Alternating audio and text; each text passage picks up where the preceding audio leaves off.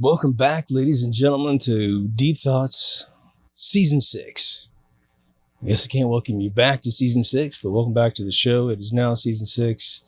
Hope you dug the new intro. Sorry it took a little longer over the summer. Hopefully the bonus episodes kept you guys busy. I have a ton of episodes planned for Season 6, so we'll play catch up here. If you think about it, a season is approximately 100 episodes. I start somewhere around this time of year, and I'm over somewhere around June, and there's only 52 weeks in the year, so I have to put out approximately 2 episodes a week for a year just to do it in 12 months, but I'm typically done in 10, so I'm just going to pound through some really great subjects. We'll probably have a third of the season done in just a couple months, and then we'll just hit cruise control and make it happen. As you can see from the title, the maiden voyage of this season is going to be the very interesting Steve Jackson card game called the Illuminati. I believe it's the NWO version from the early 90s, early mid-90s, 94, 95, right? A friend of mine brought this up to me, and she is a collector of card games in general, right? So you can talk about 100 games, Magic the Gathering, the Star Wars Decipher cards, or the Pokemon cards, or whatever, right? Extremely lucrative industry. In fact, my first game site I ever created was called cardgames.com back in 96. So I look at this and they were saying, okay, so this game is based on a book called The Illuminati Trilogy, written in 1975. Apparently Steve Jackson and his buddies read that book and were inspired. Now, I haven't read the book personally, so I don't know what's in it. And then he starts creating card games, paper card games, because you have to understand, in the early 90s, you had Magic the Gathering create this game. I mean, the game came out, lots of expansions. You had to play a location card, character cards, then you had effects and all kinds of good stuff. Then the Star Wars card game came out, which I think is, quite frankly, the most gorgeous card game ever made. I still have sealed boxes of the originals. But they have to create a conspiracy game, which means they're going to have to, just think about it, just think if it was you, they're going to have to come up with a bunch of kind of low-hanging fruit cards that describe or demonstrate conspiracies and all the various elements and all the various categories. Now those cards have been discovered, and there are some very interesting correlations between some of the artwork and events that have taken place. Now, what I'm going to do, and the value of me doing this episode for you guys, I believe, is that I was in the video game industry, but I was also immersed in those that were into card games. Again, like I said, my first business online was cardgames.com, and I did a distribution deal with a company in, I think it was Arizona. And so I was selling boxes of Magic the Gathering and Star Wars before my partner, who was so excited about starting the business with me, just kind of faded away. So I sold the domain to this dude, and it's been in a weird state ever since. But my buddy who invested in the online site with me created a card game, which some of you know I've talked about in the past, and I won't rehash that story. But what that allowed me to do was watch a buddy create one of these games based on sort of the mechanics of the era of the early 90s. And he came up with all kinds of cards. So now Steve Jackson is being accused by some of being sort of a Huxley. Huxley, who wrote Brave New World, was said to have been allowed to see the plans by the ruling class elite in the early 30s, and through their regiment of predictive programming, which we're going to talk about, they feel like they need to do 2 things. They have to show the public what they're going to do, which is a bit of a hubris, see what's coming, you can't do anything about it. And the other half is to soften the blow for those that are going to experience the event, meaning take it It's not so surprising. Don't fight back. Don't look for any conspiracies. This, for some reason in your mind, because you've already been exposed to it perhaps a dozen times through literature, at the time would have been maybe a radio show or some story that's being released in a book by a publisher. You've been slowly programmed to accept this unacceptable event. Okay. So there are hundreds and hundreds of cards that Steve Jackson and friends designed and published in the mid-90s. I'm going to be unboxing during this video, just underneath my voice, a true booster pack from 1995. And I am going to unbox the more recent, completely updated version of the game, in which the artwork has been completely, in my opinion, savaged. It's good artwork, but it is absolutely out of the pocket of a conspiracy feeling game. The first version, which was more Marvel Comics, is much more in line with the sort of mental setting of such a game. Because if you're going to play a conspiracy game, it should be a faux, seriousness when you're sitting at the table, not, goofy Saturday morning cartoon characters, and you're trying to be serious about something. And because the cards are pretty intense in the end, no matter if they're fictional or not, right? Now, the way this game is laid out is that there are various Illuminati groups that are on these black cards, like black with gold writing. And I believe in the expansion that's released in 2018, those cards, they gained a few different factions, but I think back in the day it was something like six factions or something, maybe 8 tops. And they have certain alignments, certain goals that they want to do. It's really quite brilliant. And then you have these organizational cards, which might be television, movies, medicine, what have you. And your organization that you pick, your Illuminati group that you pick, then goes after and tries to conquer these various groups. And there's certain power levels on the cards. So you might have an Illuminati group that has a 6 power, but you might want to be taking over a card that has a 12 power. Right? So you need to make up for the 6. You got to roll a die to see if you can get the other 6, which means you'd have to roll a 6 in addition to your 6 power. But he has a little economy in there with little teeny tiny money, dollar bills, smaller than a postage stamp. And you gain an economy at some point in the game, some cash, and you can buy the extra points. So you can actually buy 3 of the points, and then you only have to roll a 3 or higher, and you defeat the other card. For any of you who've ever played War back in the day, right? You divide a deck in half, or you get 2 decks of cards. You throw down a card, your buddy throws down a card. Whoever's got the highest card gets the cards, and whoever has the most cards in the end wins the game. It's basically a glorified version of that, so that you understand the mechanic before we go into it. Now, right away, I'm just going to get into the one card that has everyone up in arms.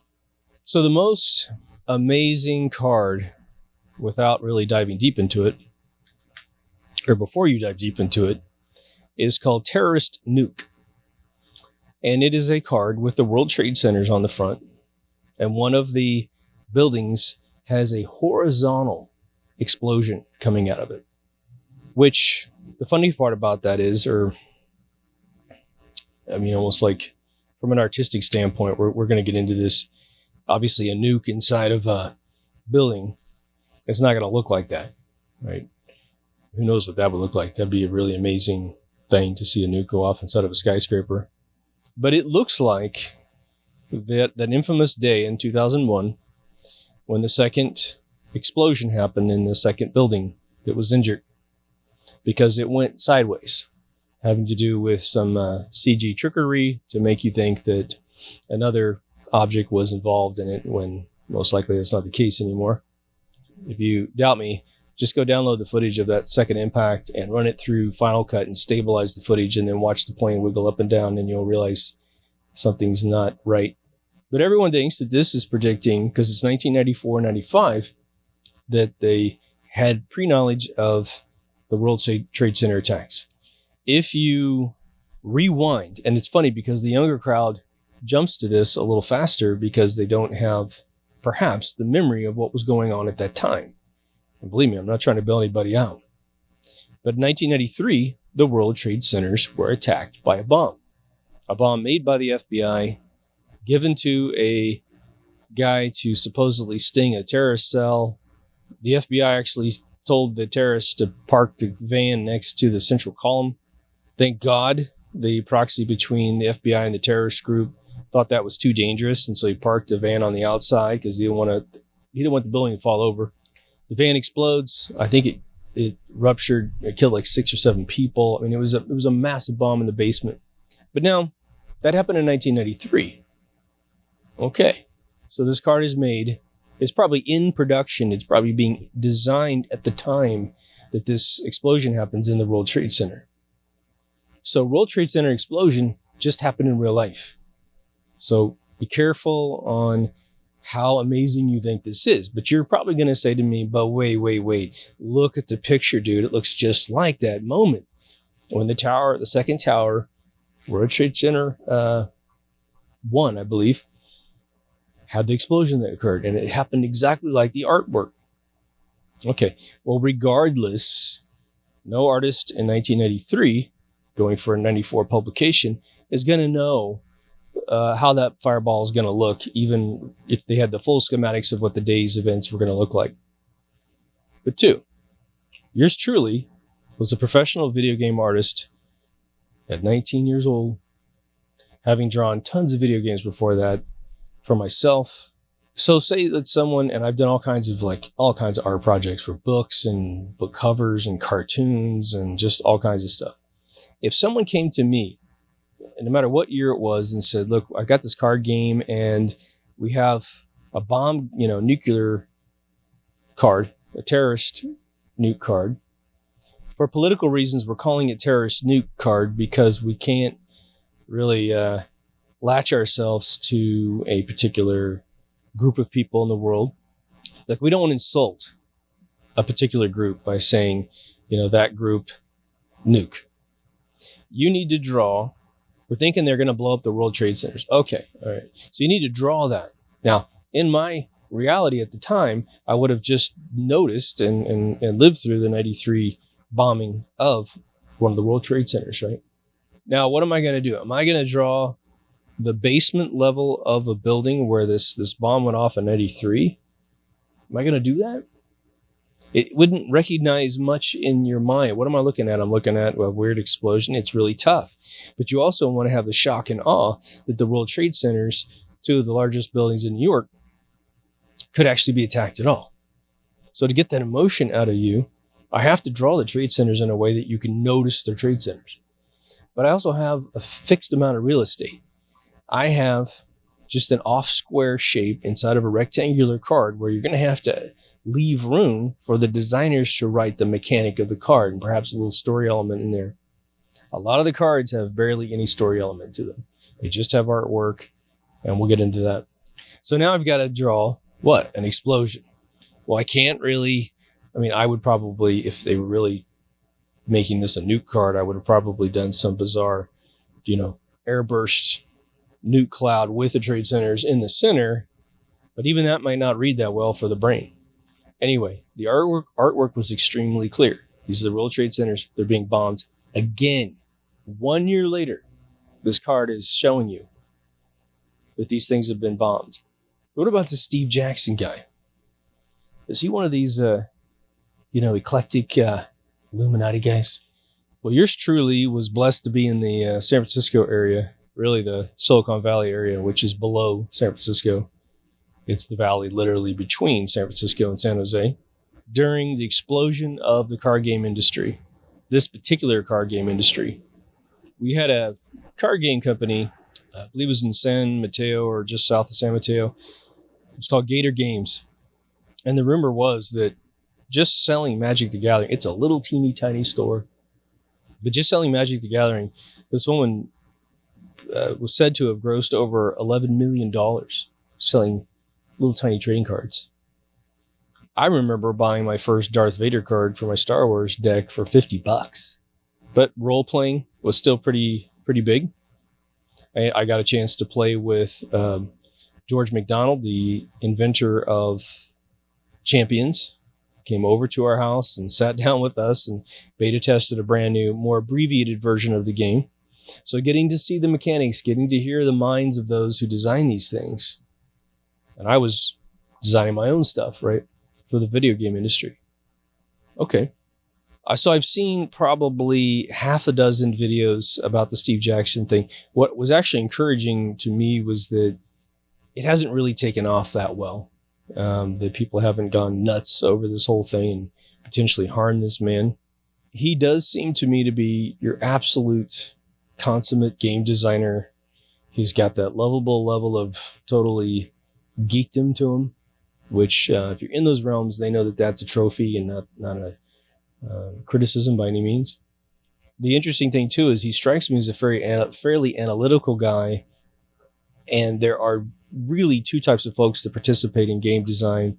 There's your super visionary sort of emotional designers that are trying to give you these opening scenes to World of Warcraft Shadowlands. They want your mind to get goosebumps. And then you have your hardcore mechanic guy underneath who may or may not have that emotional side to them, but they really know the numbers. They really know how to create suspense with the numbers.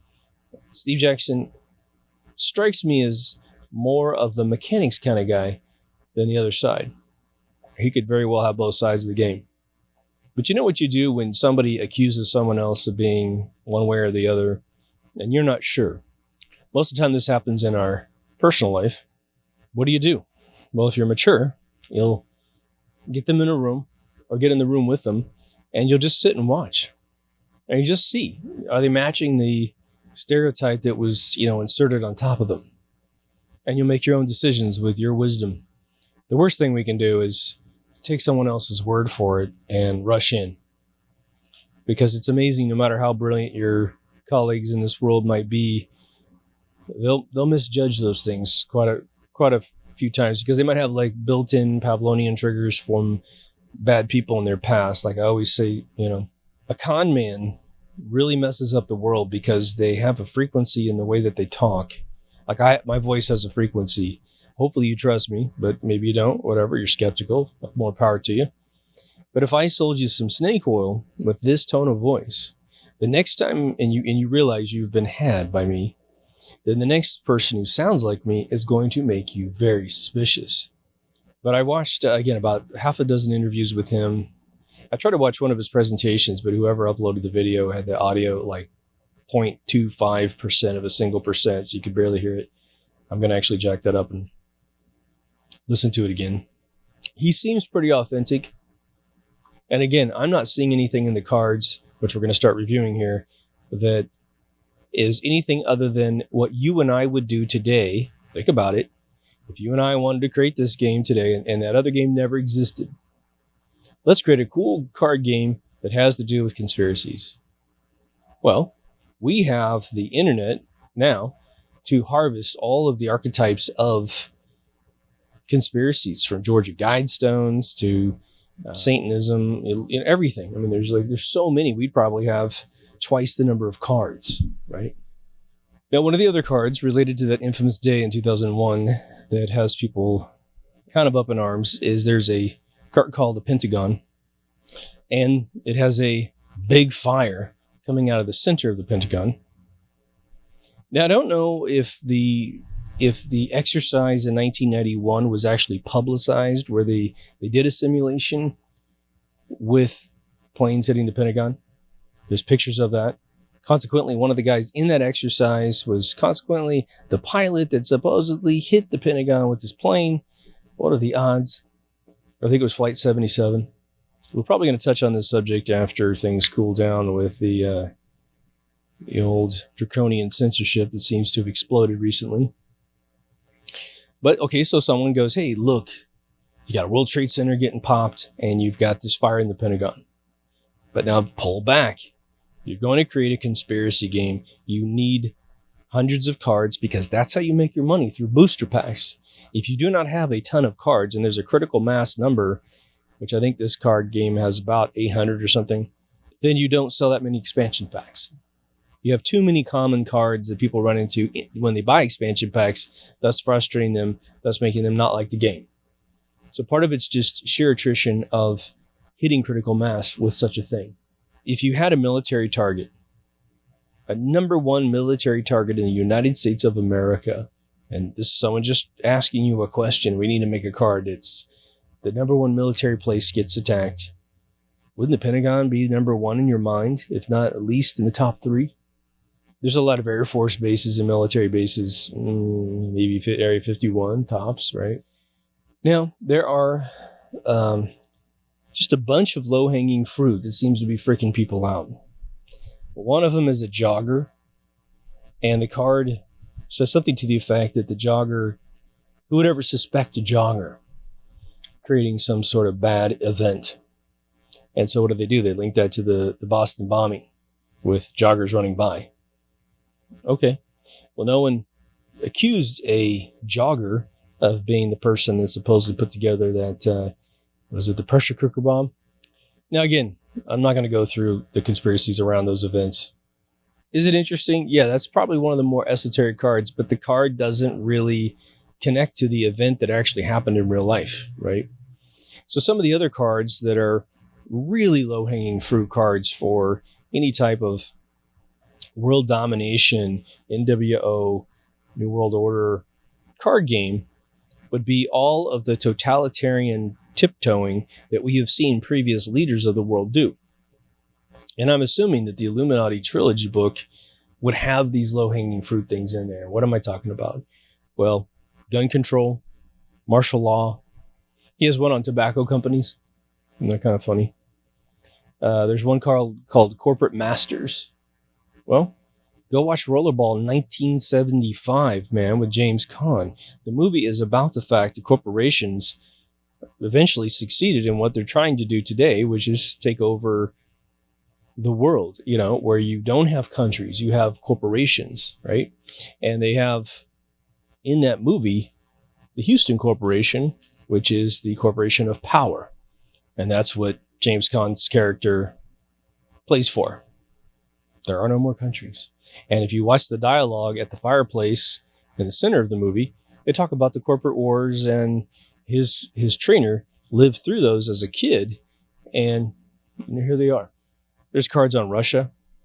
There's a card on fluoridization, which I thought was actually fairly insightful for 94. But you have to understand, too, I was 24 at the beginning of 94, 25 by the time it was over. And we didn't have an internet that was HTTP savvy. You did, but you didn't have many websites on there, and definitely not a preponderance for people to find conspiracy sites. They may have been out there day one, but people were awake, right? John Carpenter did create They Live by 1987. By the way, I want to correct something I keep saying. I kept saying wrong. The year, this is a total random statement. Planet of the Apes was actually released in 68, same year as 2001. And I think I'd said 63 a couple times, so I apologize. Now, the other card that is really sort of hilarious is that there's a card called Enough is Enough. And it's a man's face in a cartoon screaming with, or yelling with, sort of this definite viral matter around his head. And of course, we're now inside this event in 2020. And I still haven't found a microscopic photograph of this thing that supposedly exists. But, I guess as long as you pass around a CG model of it, it's totally real, But what they have done to this thing, and it's interesting because one of my first skills in this world was portrait face illustration. I can make people up in 2 seconds. I can draw your face in 2 seconds. It'll look just like you. And so when I look at the anatomy of this face, and then they have one picture of the president of the United States, and they're trying to say, oh my gosh, they predicted he was going to be the president and he would be within a viral disruption in 1994, right? I would say that if that was truly the intent of the artist of that card / the designer of that card, then they do have time travel and they put this all together, but they missed one critical element, which is Donald Trump is most famous for his hair. And there wasn't a strand of hair in this card in the artwork. I have photographs of myself for artistic reasons with a very similar face. I mean, so we have, it could be a pretty generic Caucasian male face. Let's just put it that way. But again, the other thing too is like, if you've ever seen the movie Andromeda Strain, if you've ever seen, the movie about Ebola, a virus taking out the world is hardly an original concept. What was it? Prince Philip said in his memoir he published in the early 90s before this game was made. I believe that's like 91 or something, that he said if he was ever reincarnated, he would come back as a virus and wipe out the human race. So there's always been these self-loathing, human-hating individuals that have always wanted to do that. I mean, in the mid-90s, my friends and I don't know why, it was like a joke that someone would say, oh, we need the 99% virus. Anytime we'd see someone in public, it wasn't something I said, but I kept hearing it. You see someone bad in public, or a lot of people acting really stupid in public, they just go, oh, we need to get rid of all these people, and they'd say the 99% virus joke. So it was in the lexicon of man that they're obviously, it's in movies, it's in television shows, it's in our personal lives, that a virus could happen. Remember the whole thing about antibiotics and overprescribing them. The biggest problem with that is that they become immune to everything that we create in the sewers, and then they kill us. The other thing was that they actually had very topical cards. There's a card with George Bush on it. There's a card with Hillary Clinton on it, Bill Clinton on it, Ronald Reagan on it, and Al Gore, making fun of Al Gore being sort of this green leftist, which I thought was interesting. Now, I also want to say that it's not that these cards aren't phenomenally educational, because in my experience, they are. It just doesn't mean that they knew what was going on. But we're going to talk about in the second half of this whole thing what we do know, I believe, is a fairly legitimate game that's going on. Remember, in 2001, I was not an X-Files viewer. I later watched all of them. But apparently the episode where a plane was being threatened, or a plane threatened to hit the World Trade Centers, was an episode released before the event of 2001. And just recently, the writers came out and said, you know what? An alphabet agency brought that, starts with a C, brought that concept to us, the premise to us, to turn into a show. And they kind of been nervous, I guess, to say something because of the obvious implications of exposing that organization. But apparently they feel safe enough today to say something. I think they also realize they have to meet their creator. And that's a traditional predictive programming mechanism, right? You want people to go where you want them to go narratively in their mind. And so if you show a terrorist doing this particular event, and then the event actually occurs, the most unthinkable event, at least in the narrative, you'll go along with it because, yeah, somewhere I saw that before. But if you'd never seen someone predict that to you and program your mind to accept that concept, you might go to your leaders. You might think that someone in your government potentially did that to you. And they don't want you to go that way. They want you to go the way they want you to go. Now, the other one that's interesting is the Supreme Court card, which shows a bunch of guys dressed in the robes, but above them is your Illuminati triangle with two little eyes poking out. Okay, well, pretty logical thing, wouldn't it? Wouldn't it be in your brain to say, okay, the organization that looks down on the people from a sovereign country called Washington, D.C., which does not have to follow the Constitution, it follows the bylaws of the United States of America Corporation. Of course, they can rule down on your Second Amendment, your First Amendment, because they're not bound by it. Their flags have gold fringes on them. Every time you walk into a court with gold fringes on the flag, you're walking out of the constitutional realm and into the corporate realm by which you can be judged outside of your constitutional rights, which is how that happens. It's called maritime law. Now, there's always been a push, especially by those who are acting in a conspiratorial way. Remember, it's two or more people conspiring against one or more people. That's what a conspiracy is. When your toothpaste tells you for 60 to 80 years that it keeps getting better every year, there you go. That's a basic conspiracy. Really? What are you doing? I mean, at some point, if they put any more fluoride in toothpaste, it'd just be a block of fluorine dust from making aluminum, right? The other one is the New World Order card that says World War III. Big deal. Big deal. Oh, somebody conceived of there might be another war. Have you watched any television shows? Have you seen Mad Max? Have you seen all these funny movies they created in the 80s with these post-apocalyptic worlds with hot chicks on motorcycles, you know? Not an original concept whatsoever. And I don't think Steve Jackson would ever say that was like the most creative card they created, right? Now, one thing that I thought was interesting is they put, remember I told you that you're in this Illuminati group. You pick which group you want to do. No two people, I believe, can have the same group. And then you're acquiring and conquering other industries to control the society. And one of the industries that they put out there was the recording industry, the music industry. Well, if you do a little bit of research, especially with the rap industry, as it entered the 90s, there is a group of gentlemen that said they were invited to a party in the Hollywood Hills where they were being financed by the prison industry to change all of their lyrics to glorify acts that will get people put in prison, thus funding the private prison industry. And of course, there's probably some invisible layers over those folks. And these individuals who defected were not willing to participate and thus lost their connection with the music industry, as those that pushed drugs and gun violence prospered mightily. Now, one of the more, I would say, gutsy cards, and I'm not sure how this is actually played in the game, was gay activism. I can't remember there being a disproportional amount of representation in the 90s. It just seemed like it was normal, evolution of man to be courteous to those who are perhaps different than you orientation-wise. There's a card that's Earthquake Projector, which I think is pretty interesting. Again, depends on how geeky these guys are.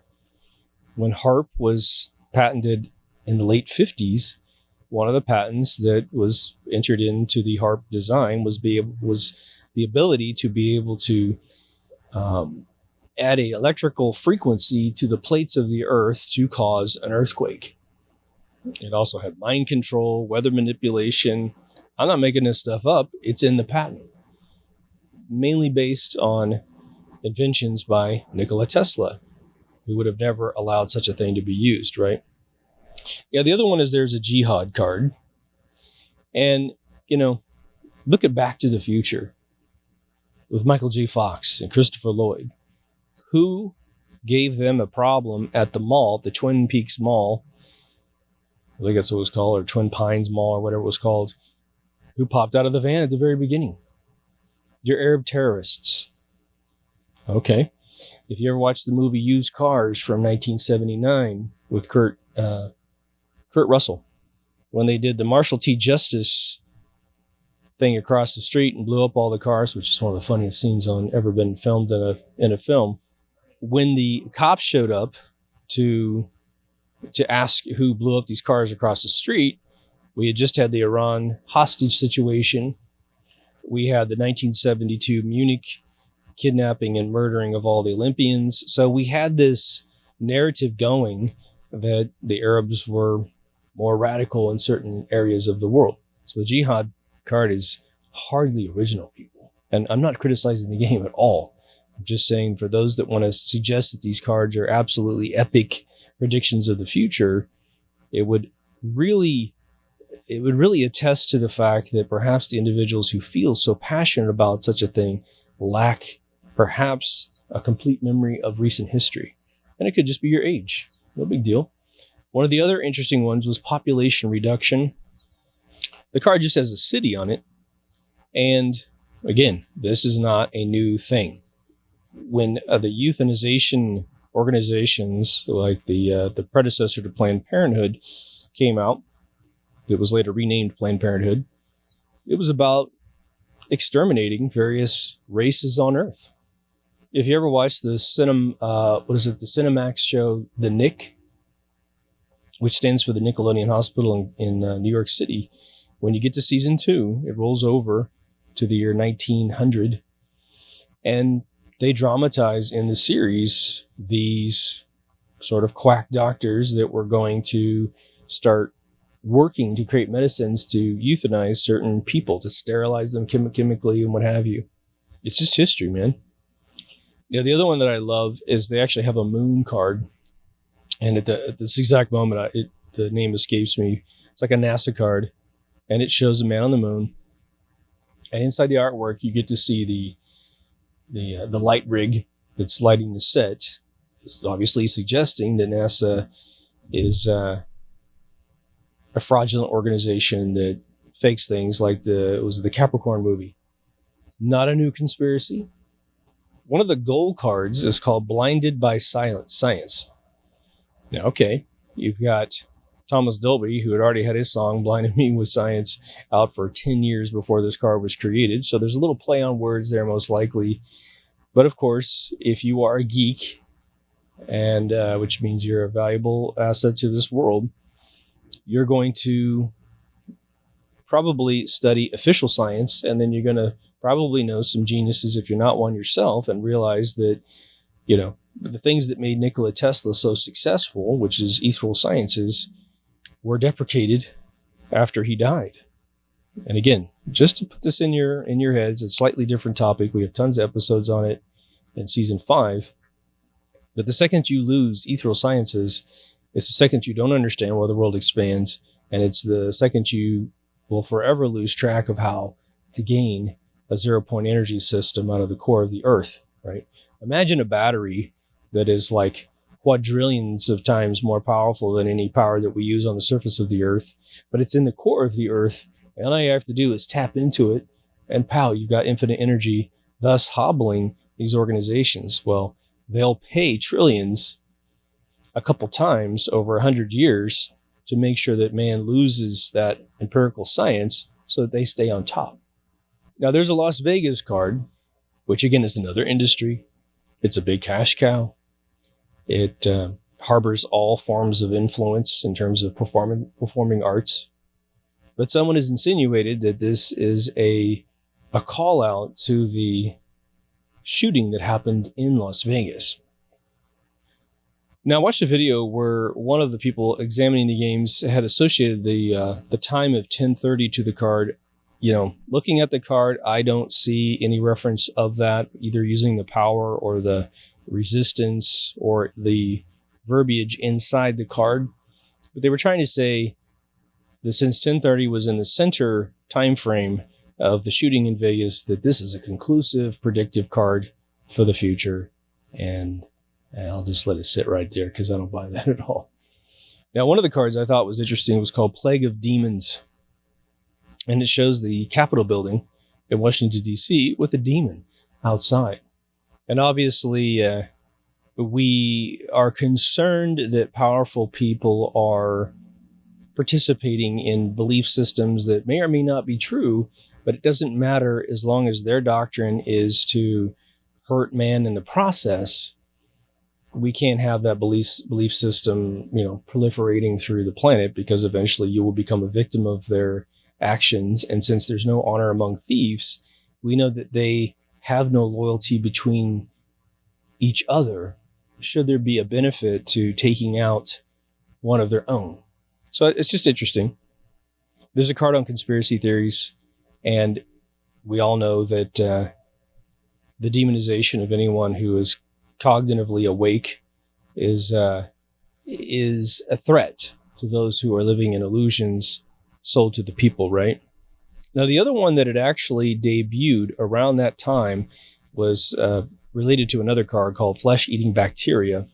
And I had a real interesting personal experience with a friend of mine who believes that a test he took for his PhD in microbiology was used to create this horrible weapon, because whatever he was taking outside of his doctorate paperwork that he wrote was that the professor had offered an extra credit question, and the extra credit question was to create a flesh-eating bacteria, and then to kind of give him for extra credit, talk about how you might deliver this system to another human being.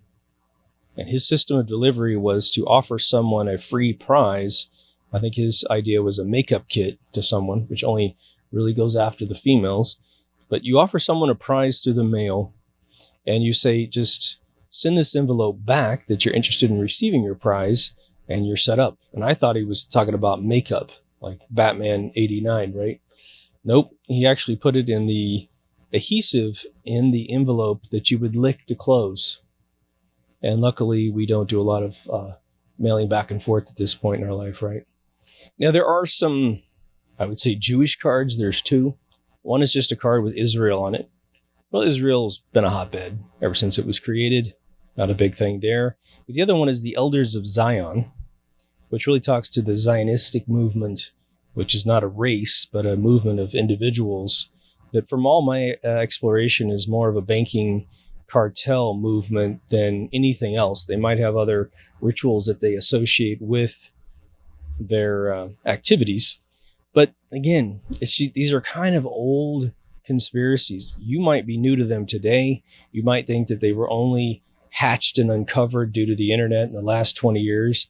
But go read books by people like Bill Maher, and you'll realize there's some OG dudes out there that were tracking this stuff for decades. The second the Bilderberg Group met in 1954 in the Bilderberg Hotel of the Netherlands, certain people took notice, and they realized, what are all these people doing?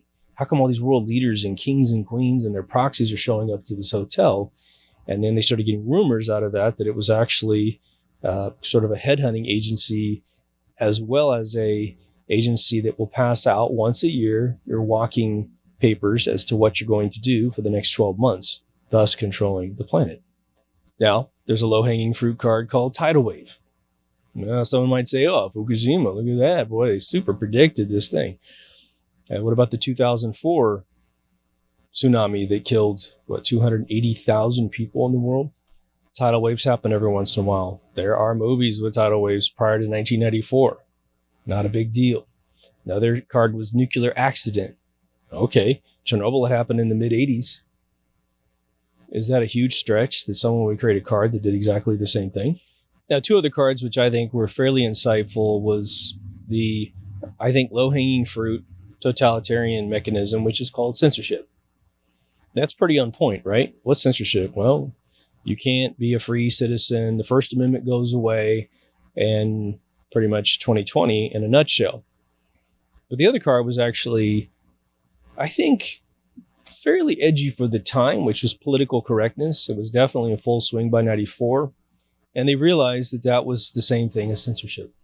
Now, one of the cards that I have not seen pushed to the forefront in most of the reviews, which again, it's almost like the someone, a bunch of you realized that rumors had been surrounding Nikola Tesla creating this death ray, which he just called the weapon to end all wars. And when I went out to research it, it's been scrubbed badly. I mean, you can go to DuckDuckGo and search, and it's still just tiny, ridiculous episodes where no one's really getting into Tesla's life and his invention, patent history, which we did in episode 500. But this next card is called Pizza for the Secret Meeting. For those of you who follow a particular letter in the alphabet, this is a big deal. Bizarre card. Pizza and a secret meeting. Man, like what? I don't see any logic in that in 1994. And I will say that, I forget this young woman's name. I mean, this girl looked like she was under 18 years old, and she was so awake, it was crazy. I don't think everything that was, she misquoted some dates and stuff on accident, but her big concern was that a game could be released in 1995/94, and someone on the internet could use Photoshop and illustrate cards that match the very style of the card, that the cards that do exist, and then insert that into the narrative, creating sort of a faux Mandela effect. And these cards really don't exist. And so she went through and researched legitimate decks where people actually have these cards. And I think I don't think anyone disputes that these cards actually exist. Now, there's another card called And Stay Dead. Apparently the card is played after a particular group has been annihilated in the game, but there must be some methodology to resurrect a group after it's been knocked out. You play this card on top of that card as soon as the group gets destroyed, and it guarantees that they cannot resurrect themselves. The gentleman inside the card's artwork kind of looks like the guy from Poltergeist 2, the weird preacher guy who in real life is an actor that suffered a slight, well, I would say significant burn on his face, but only slightly shows up nowadays.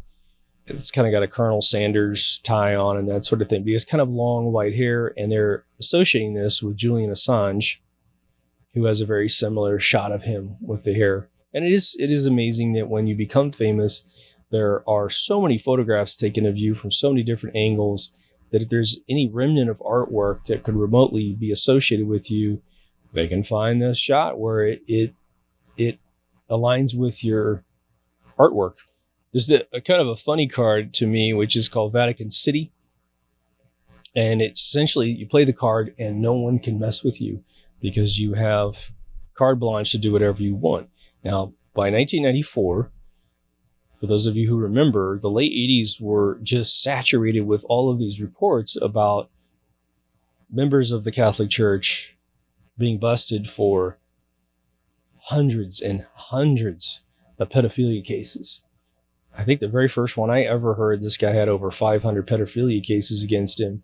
And this is when we found out that the Vatican had been paying attorneys to defend the cases, move these guys all over the world, such that if, say, he was a pedophile in America, they might move him to Argentina to avoid extradition and kind of wipe the whole slate clean.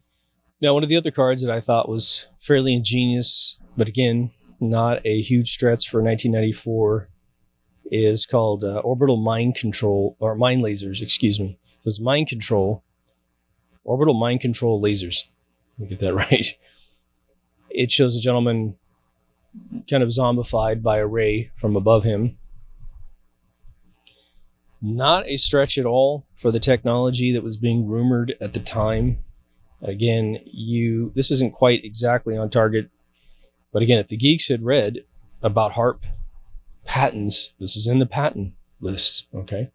So, that's what they do. They get into eclectic things. It's interesting. Obviously, they read the book, The Illuminati Trilogy. Again, I don't know if that's in there or not. There was a game released about 1993, I believe, which is called Command & Conquer by Westwood Studios in Las Vegas. Notorious game, for any of you who remember it. And they had in the game an ion cannon where you could zap a building from space and just nuke it out of existence. Well, that's about as fringy as controlling someone's mind from space. Again, most of us realize that our brain operates on, infinitesimal amounts of electricity. So beaming down electricity over us, just strong enough to penetrate the skull before cell phone towers provided such a mechanism in everyone's neighborhood, wasn't a stretch. I have to say, in my normal journey of life, up till 1994, meaning very little conspiracy was ever communicated to me when I was of that age. We had the moon mission conspiracy probably, and we had JFK assassination, right? Maybe some other little low-hanging ones, but no one really had just even the conception that a person like Jeffrey Epstein would have ever existed. Once you hear it, you're kind of like, oh yeah, I can see how that works. Probably happened by accident at first, where someone gets caught with a underage person, and then you can blackmail them to death if you don't want to just turn them into the police, right? Now, at this point, I'm going to stop reviewing the individual cards because we could go forever.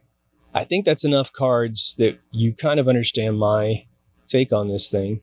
And I think we need to make a distinction here with, this era has been very, very interesting. If you've ever considered yourself asleep at one point and then awake at another point, you were blue-pilled and then you were red-pilled, and you're excited about it. You're excited about finding things out because life has never made sense to you in certain realms of, consideration. And then all of a sudden you get red-pilled and certain totally unexplainable things make sense. Why are we doing that? Why is this happening? Why would the government do that? Why would we be at war here? And all of a sudden those answers start coming in. fairly strong possibilities. What can happen in the midst of that excitement, that red pill excitement, is that things like this get thrown in there, and it's not at all bad to review these things and to go in, like I've said several times in episodes, to believe it for a few days or weeks, just to see if you can maintain that belief. It's dangerous. You got to be careful. You need to be really awake and alive and be able to pull out of it as soon as possible, or if you need to, because sometimes people can fall into rabbit holes and then they can't climb out. But this entire, the blanket over the whole thing really stems directly back to the concept of predictive programming. That someone might feed game designers this idea, and they're like complete innocent people. They're just great game designers. And so they're like, oh, okay, yeah, sure, whatever. Ding, ting, ting, ting, ting. For my analysis of this game and my knowledge, be it limited or extensive, of reality that I've lived through, I personally do not see any sort of black and white proof that this stuff is really a predictive programming exercise. If nothing else, I should say, it would be a really good exercise to understand the game, because it would equip you with potential realities that exist in your future if any one of these conspiracies come true. And I'll give you a real world example of what I'm talking about. I once talked to a guy who was a very senior military person who was in charge of various command groups in the theater of war in the Middle East. This was probably about 2010. I had probably been about 5 years into some of the more popular, thought processes of the red pill experience. And I talked to this guy and I said, well, what do you guys as soldiers think about these heavy duty conspiracies? Most of them at the time were related to 2001. And the guy told me something very interesting. He told me two things I think that were very fascinating. He said, he goes, understand this. He goes, all of our guys, meaning the soldiers all the way up to the command level, he says, we've heard your theories. And he said, we're not convinced they're true, but we know what behaviors would occur at the upper level of the command structure of the military and government if they were real. And so he said, if we see the behavior that coincides with your theories, meaning perhaps a takeover of America or something like that, he goes, we will activate against the upper tier of the government and neutralize the threat.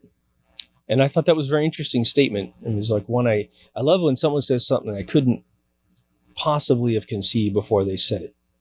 And that was one of them. And I somehow through the conversation within the next 2 minutes, I said something to the effect of, well, why is that? And he said, he goes, every soldier who's ever been to war has lost a partner due to war.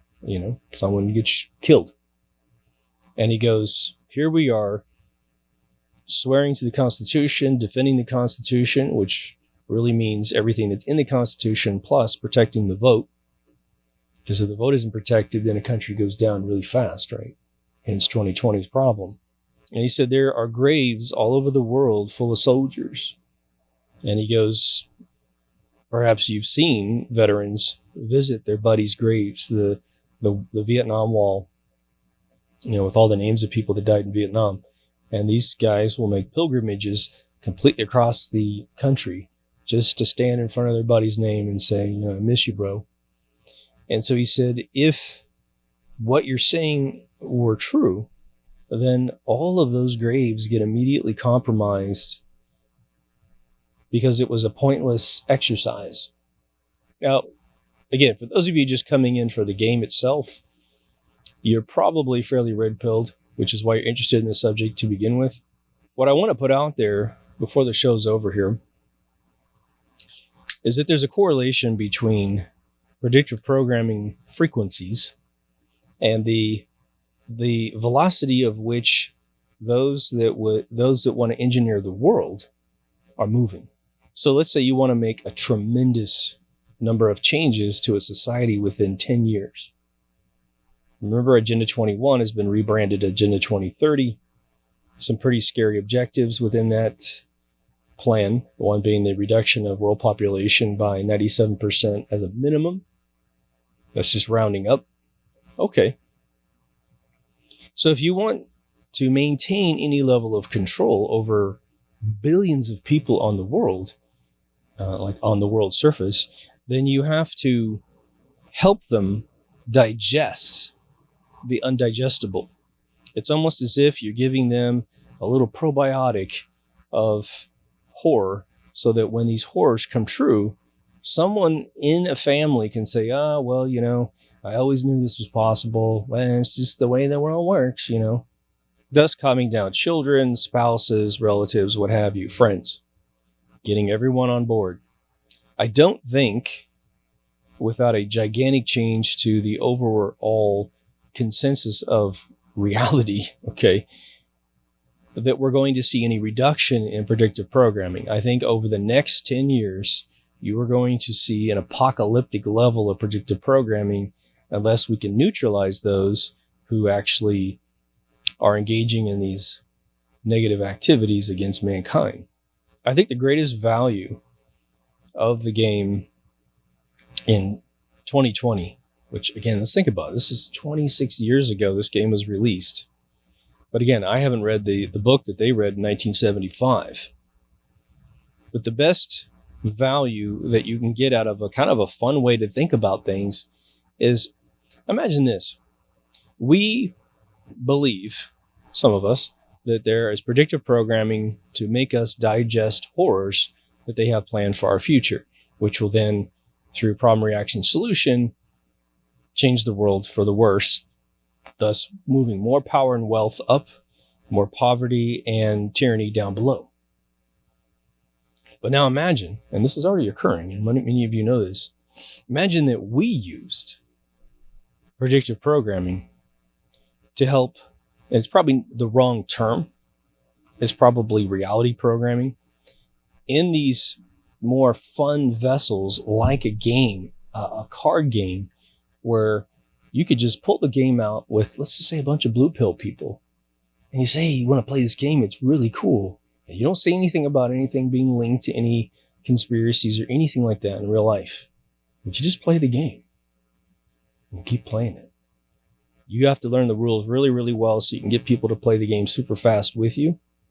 Again, it's sad that the current game looks really goofy, but maybe even that's better for smuggling in, like a Trojan horse, the truth into a blue pill person's mind.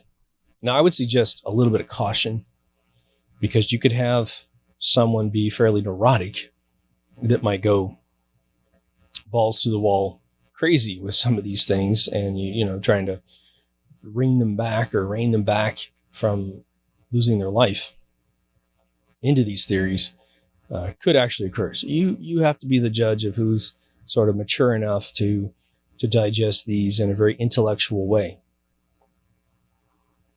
But I think playing this game today will introduce all the fundamental concepts of potential control over society, as well as if some of these cards are played. Now, the one thing I couldn't figure out, because I didn't receive the terrorist nuke card in any of the expansion packs that I had, the boosters or the new starter kit for the 2018 version of the game, whether or not that card still exists. I would imagine out of sensitivity for those affected by that day, they probably pulled that card out of the new deck, or at least changed the artwork such that it doesn't look so intense. But I have never seen in my research the redrawing of that card. And what's really weird about it is I don't see... there's a lot of new cards in the new one, but I don't see, or I haven't seen, I should say, anyone show the old card and the new card. The new ones are really different. I mean, in terms of their look and feel, I might simply like the older game because I'm older, who knows.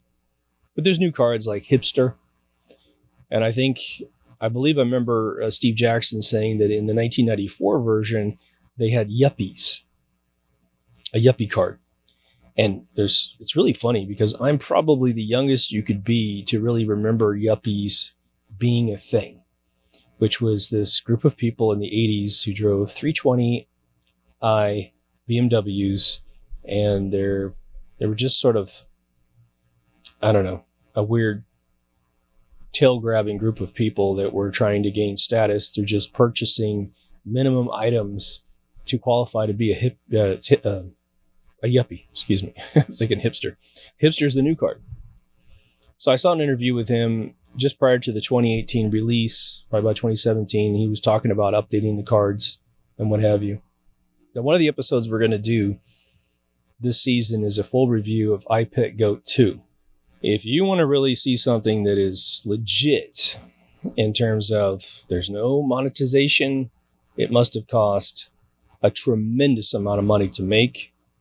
If you've seen my intro, you know that I've got a fairly good versed mind in what it would take to create special effects, especially of the almost Pixar level animation in I Pet Goat 2. There's a huge bunch of conflicting claims about the creation of that particular animated cartoon.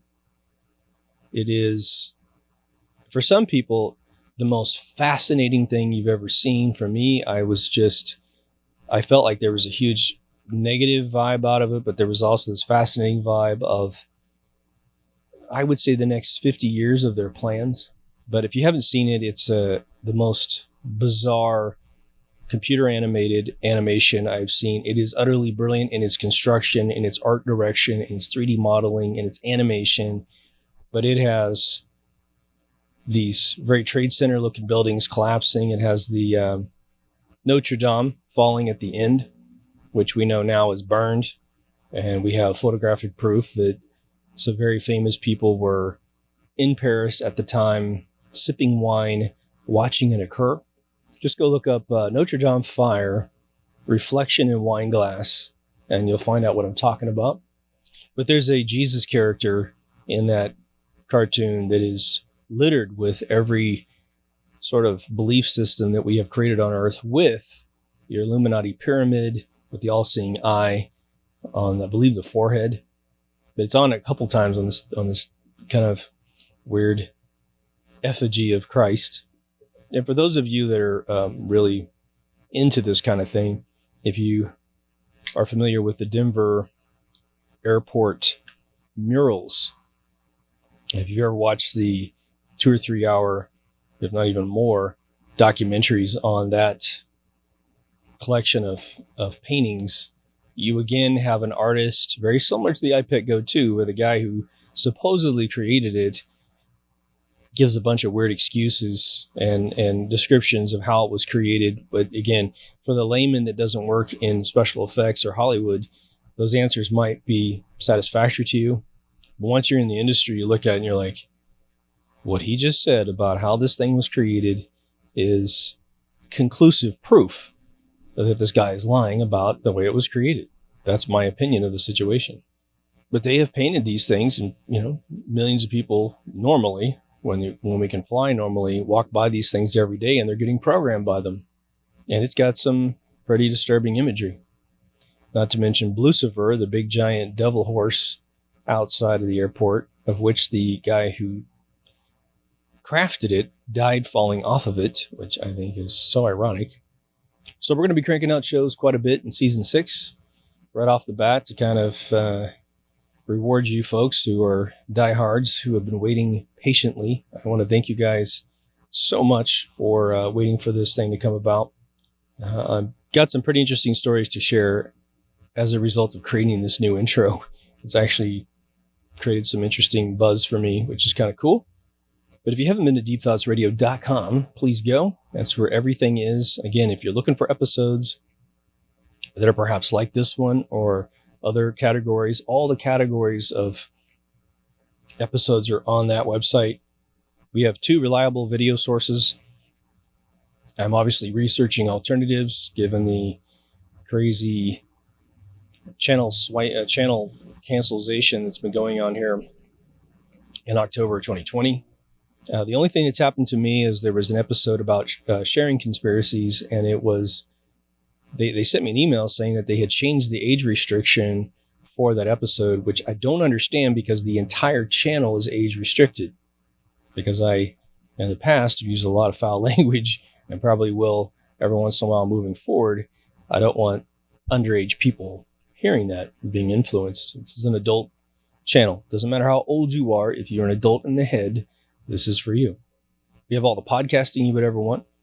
We have social media, which is a locked Facebook group, which in the last 2 days, we have had a tremendous number of our posts either removed or flagged as being false, with the obviously impending threat that the page will get destroyed.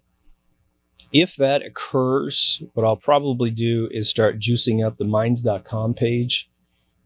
I don't know if I want to fight the Zuckerberg wars of censorship, but they're all getting called to the hill, so we'll find this very interesting. Tampering with an election is a pretty serious charge. I do tweet every once in a while. And again, it's just more of just kind of following stuff.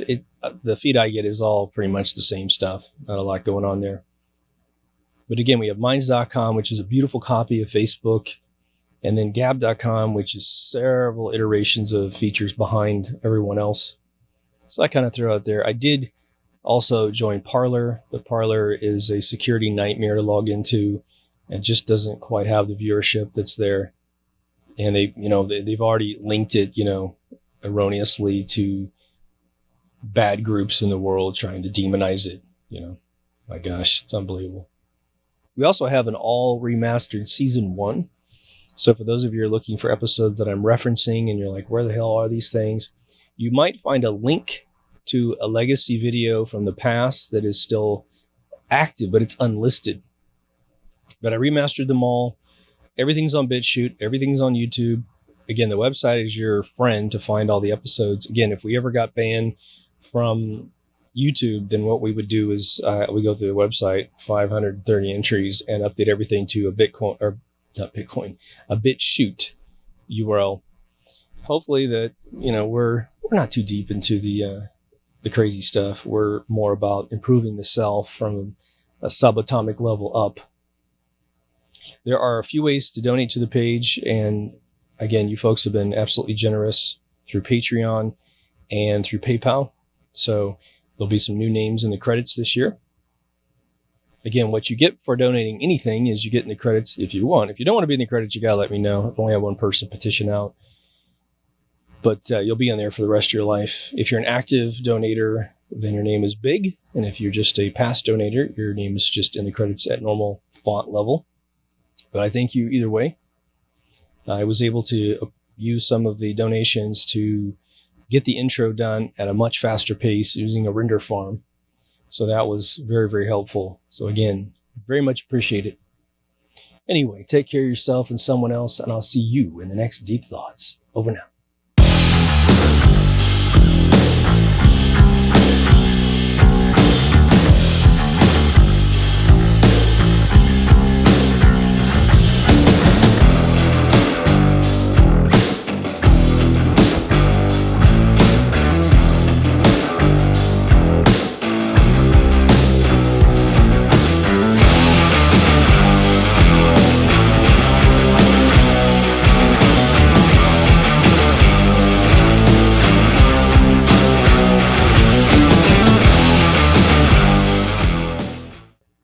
So as you can see from the title, let's reset that. Fuck me.